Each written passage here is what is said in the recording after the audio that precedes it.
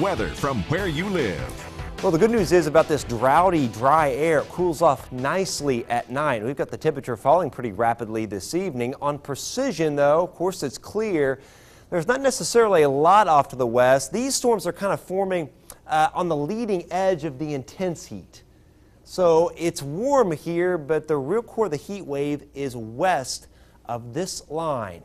And west of that line, it's very dry, and there are fires galore in Colorado up into Wyoming. And eventually, this dome of heat to the west will be kicked eastward, and we're going to get in on 8 days, perhaps, of 90 or greater around here. But nice tonight. It will be a pretty warm day tomorrow, but certainly no rain in the forecast. You'll have to wait until next Friday, not this Friday, but the next, for a decent potential of rainfall.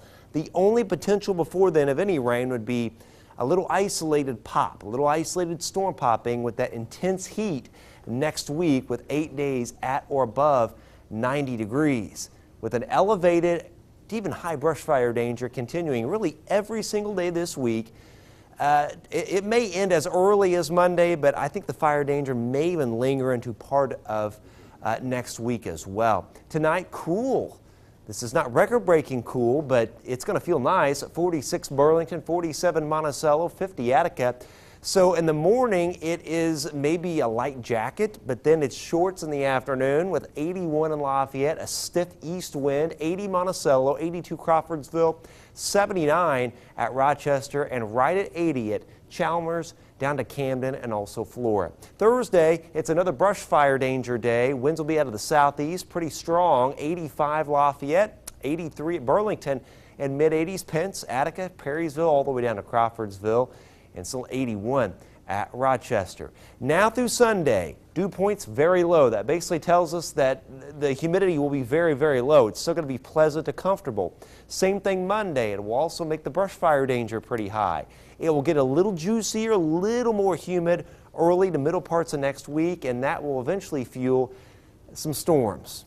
But it's going to take a long time to get any decent storm potential in here. 88 on Friday, 91 Saturday for taste. Again, humidity low, thankfully. 93 Sunday, but notice how the wind kicks up next week. We're going to be losing so much water.